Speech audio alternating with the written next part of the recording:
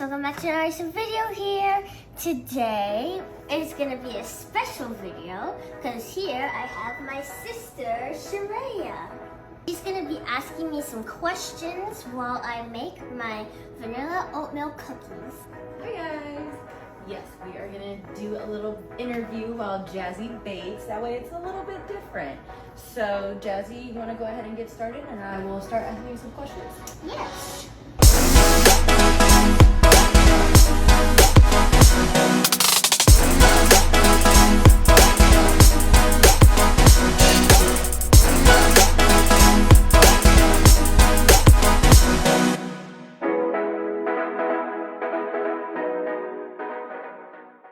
So Jazzy, why did you start making baking videos? So, well, in 2018, I got my first stand mixer, and I just started continuing to bake. But then, I always like making baking videos and stuff, but it was just pretend. And then one time they asked me if I wanted to have an Instagram about it, and here we are today. Love that story. So who taught you how to bake? Sometimes I baked with my mom, and sometimes I help her in the kitchen. But she was more of a cook sometimes than a baker, so I was kind of self-taught. Okay. What's your favorite baking show? My favorite baking show? It's the Kids Baking Championship. Why that one over other kids' versions of shows?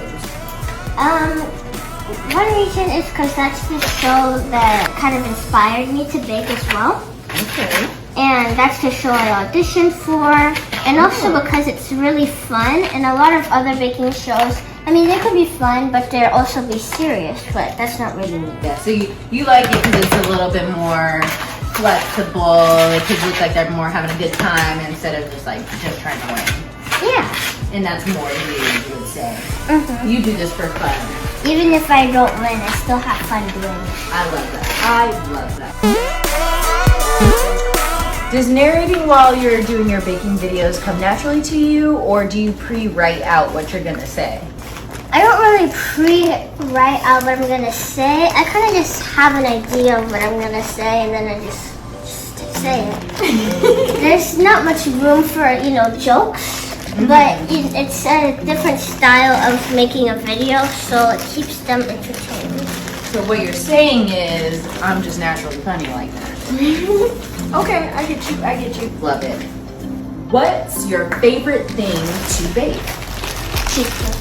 Cheesecake? Cheesecake is my signature dessert. Oh, your signature dessert. I like that you have a signature dessert.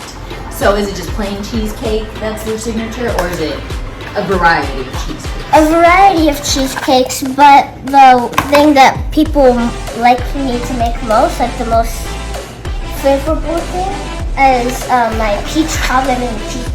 Oh yes, I've had those ones. I have also requested those for my own parties.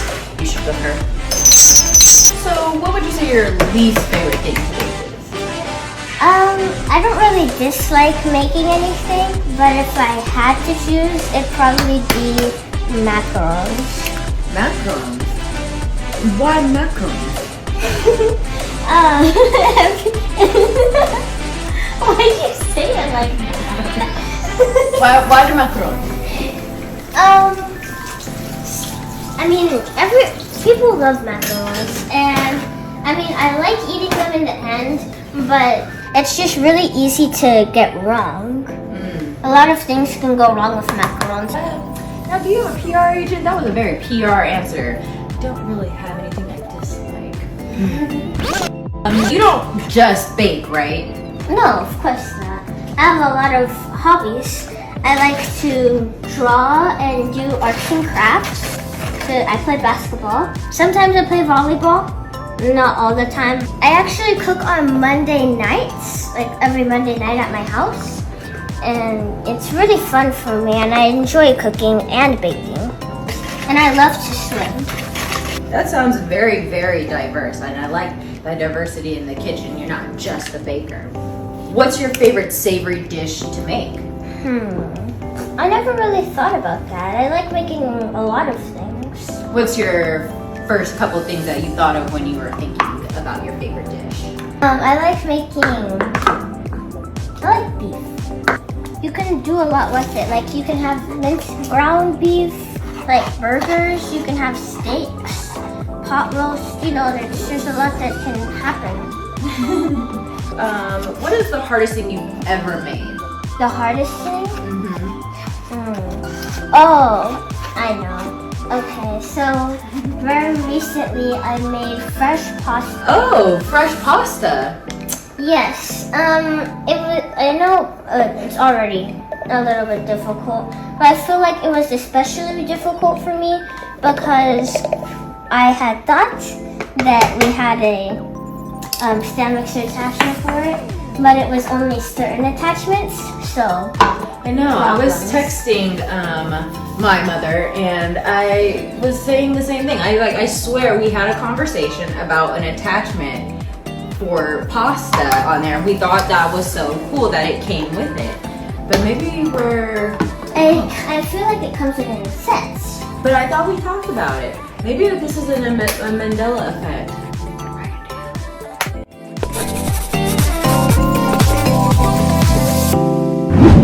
So what made it so difficult not having this attachment?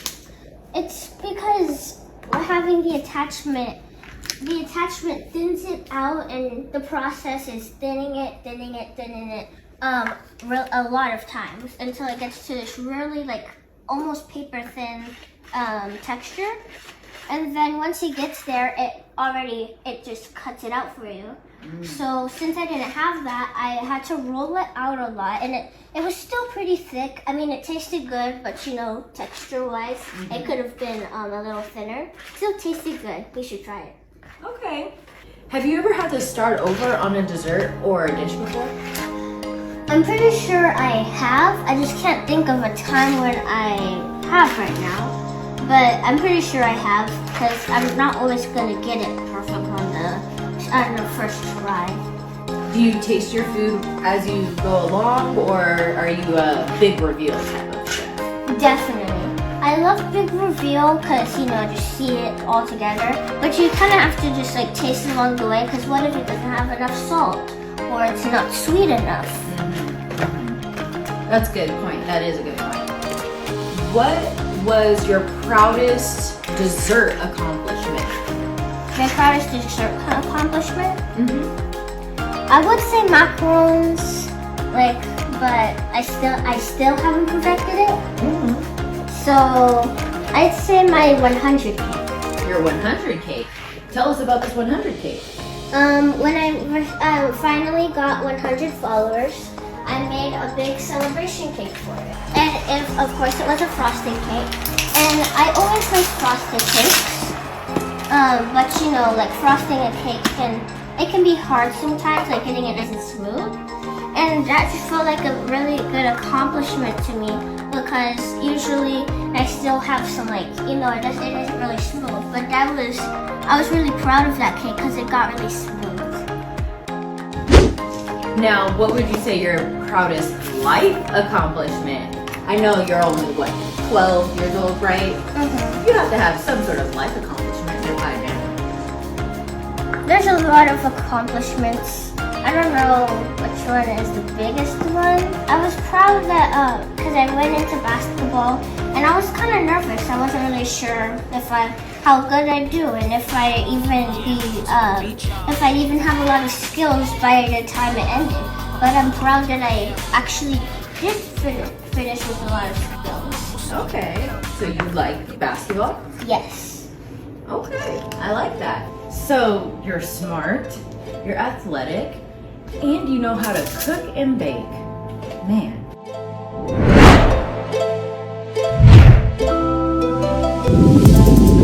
Where did the name Jazzytoodles come from? Okay, a lot of people ask me that, and I wish I had a better answer, but my answer is I don't know.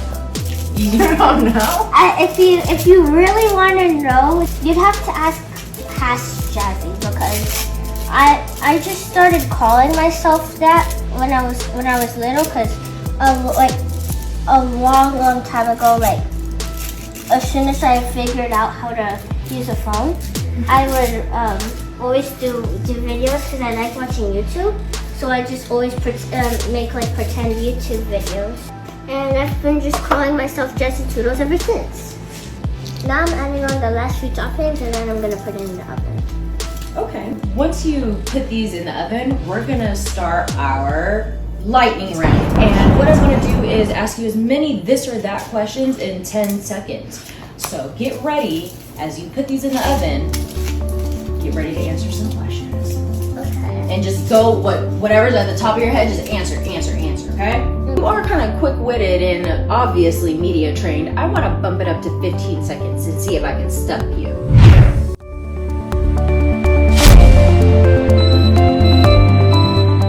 Cakes or cupcakes? Cakes. Dogs or cats? Dogs. Pink or purple? Pink. Piano or clarinet? Piano. Beach or snow? Beach. Microwave or refrigerator? Refrigerator. Pink toes or purple dogs? Pink toast. Toast or bread? Time's up. Oh, you said bread on the last one. Oh, interesting. That was our lightning round. We have about 4 minutes left on these cookies, so I'm just gonna go ahead and ask these last questions. What's your aspirations or life goals at your big age of 12? I always want to have good grades. But I always want to have straight A's because having good grades is good, but since I already always have good grades, why not have it to straight A's? I see you slid in there. I always have good grades. Here you go. Yes. What about, what do you want to do when you grow up? I want to be a baker and a chef. So I might have to just have a restaurant, or I might just have to have a bakery, but no matter which one, I want to still do both. I like that. If you could have anything in the world, what would it be? Money. Okay. You can do a lot with money. You can buy all the things that you want with money. Okay. I feel like at my age of 29, I feel like you always hear that question, what would you tell your 12-year-old self? And I feel like I'm talking to my 12-year-old self right now. And with some of the questions and answers, which you did amazing. I'm glad I was able to interview for you today. Thank you. I want to make sure I also say this. With all your aspirations, all your goals and everything, above all, I just want you to be happy. As long as you're happy, it doesn't matter if you're doing your baking or shooting your hoops or drawing your doodles. As long as it makes you happy, continue to do that. Because that's always going to be the number one thing. I want to thank you for letting me interview for you today. But to end the interview, do you want to say anything to your new TikTok followers? Just do what you love, and I enjoy baking, so welcome to Jazzytoodles world. Oh yeah, and be careful on the oven, kids. There you have it.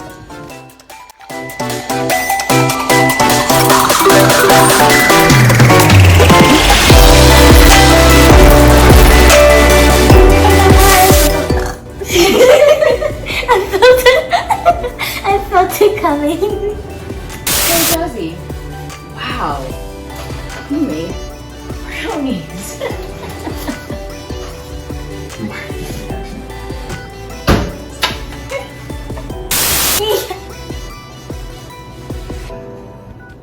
Still rolling. Just stop this.